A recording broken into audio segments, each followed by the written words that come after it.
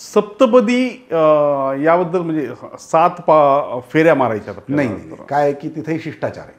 हो. म्हणजे प्रत्येक ह्याच्यामध्ये वेगळी पद्धत आहे की जसं मारवाडी समाज आहे त्यांच्या ह्याच्यामध्ये फेरे हा विषयच आहे, पदी नाही म्हणत ते. फेरे, फेरे हां. फेरेच म्हणतात ते. गवळी लोक मारवाडी लोक हे फेरे म्हणतात. आणि आपल्या ह्याच्यामध्ये पदी संस्कृत शब्द आहे सप्तपदी. 7 पदी म्हणजे पाऊल. 7 पाऊल आपण सोबत चालायचं आणि प्रत्येक पाऊलाला वचन द्यायचं. जर आपण फेरे जर मारले तोही एक भाग आहे, नाही अशी गोष्ट नाही आहे, परंतु सप्तपदीच्या ह्याच्यात प्रत्येक पाऊलाला एकमेकांना वचन द्यायचं. तर त्या वचनाच्या भागाच्यासाठी म्हणून ती जर आपण पूर्ती करतो असं म्हणल्यानंतरच पुढचं पाऊल चालायचं. मग ते वधूनी असेल किंवा वरानी असेल, 3 वचन वधूचे, 3 वचन वराचे आणि शेवटचं जे वचन आहे ते दोघांनी. आता की वचन कुठं राहणार नाहीत आपल्याला वचनाच्या दृष्टिकोनातून. तुम्हाला जे वाटते ते मला कळायला पाहिजे, मला जे वाटते ते तुम्हाला कळायला पाहिजे, असं म्हणून 7 पावलं सोबत चालायचे त्या ह्याच्यातून. अच्छा अच्छा, ठीक. 7 वचनं काय काय आहेत?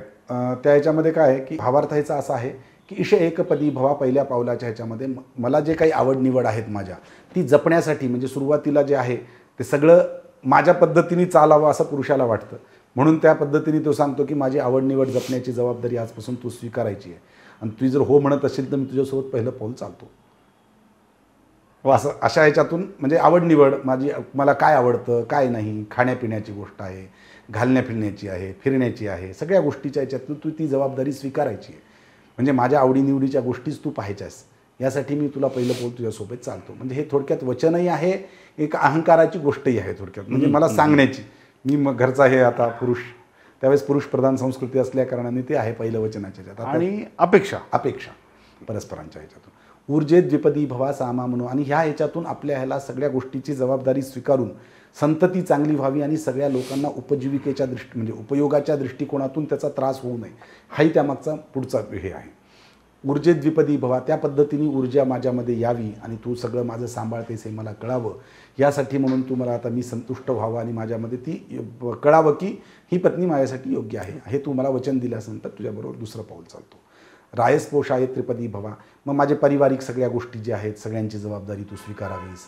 म्हणजे माझे आईवडील आहेत, नातेवाईक आहेत, त्यांना कसं पद्धतीने सांभाळावं, कसं त्यांचं आदरातिथ्य करावं, ही सुद्धा जबाबदारी तू स्वीकारावीस, यासाठी म्हणून तुझ्याबरोबर तिसरं पाऊल चालतो. जसं तुझं माझ्या बरोबर हे आहे तर तुझेही काही वचन मला जर असतील तर तेही तू सांग आणि त्या पद्धतीचे पुढचे पाऊल आपण चालू.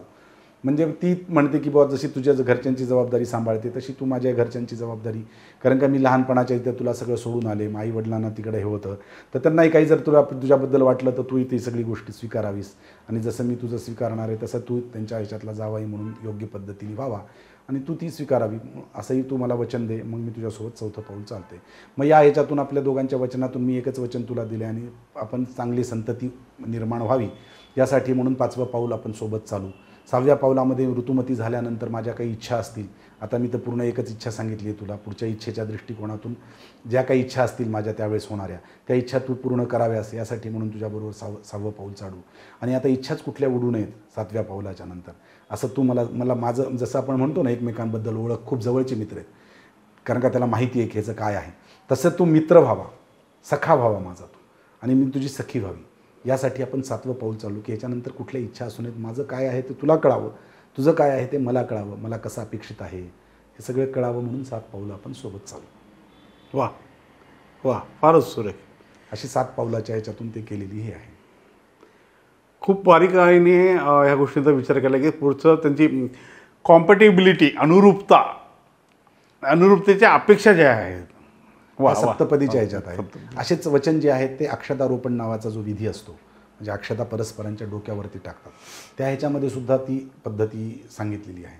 म्हणजे पुरुषांनी जेव्हा अक्षता डोक्यावर टाकायच्यात वधूच्या, त्यावेळेस सांगायचं की धर्मो मे काम समृद्धताम, माझी धर्माची इच्छा तू पूर्ण कर. बरोबर. यज्ञो मे काम समृद्धताम, माझी यज्ञाची इच्छा तू पूर्ण कर. यशो मे काम समृद्धताम, माझी यशाची इच्छा तू पूर्ण कर. मग ती वधू म्हणते त्याच पद्धतीने, मला श्रियो मे काम समृद्धताम, तुझी धर्माची इच्छा मी पूर्ण करते, तू जसा धर्मयज्ञ करायचा आहे त्याला सोबत असते तुझ्या, तू जे म्हणशील ते सगळ्या गोष्टी असतील, पण तू माझ्याही काही गोष्टी असतील, मला आता जसा नवीन पद्धतीने विचार केला तर शॉपिंग म्हणा, थोडक्यात शॉपिंगला लागणारा खर्च म्हणजे श्री पैसा, श्रियो मे काम समृद्धता, माझी संपत्तीची इच्छा, मला लागणाऱ्या गोष्टी तू पुरवाव्यास, ही माझी इच्छा आहे तुझ्याकडून, ती इच्छा तू पूर्ण कर. म्हणजे या पद्धतीचे दिलेले एकमेकांचे वचन आहेत ते अक्षतारोपणाच्या वेळेस.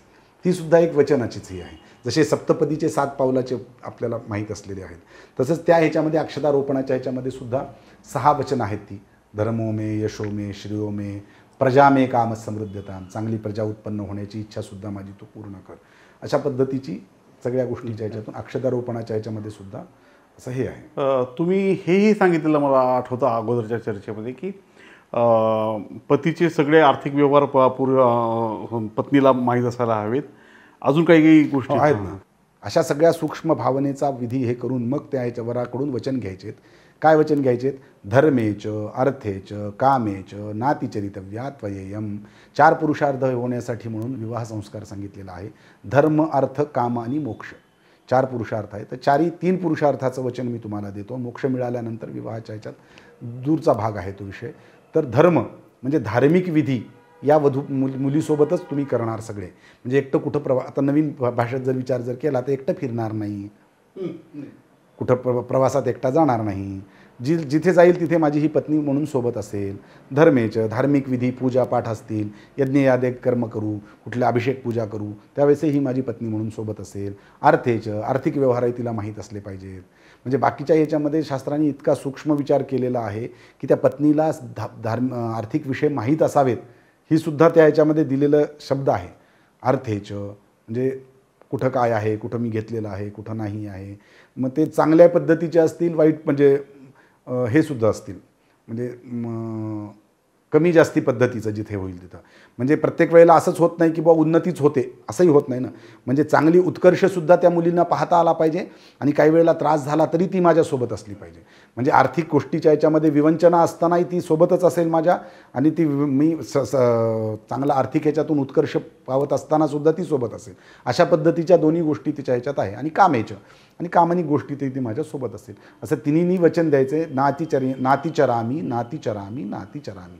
ह्या तिन्हीही तिचा त्याग करणार नाही, तिला सोडणार नाही. असं म्हणून ते नातिचरामी म्हणून शब्दवचन आहे. आता ते कुठंतरी आपण पिक्चरमध्ये किंवा कुठंतरी ऐकतो नातिचरामी. मग ते कुठं आहे? तर हे विवाहाच्या ह्याच्यात आहे.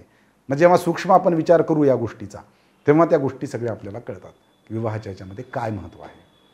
शुभविवाहाची गुरुकिल्ली TSTS आपलं चॅनल. थोडं साधं, थोडं सोपं.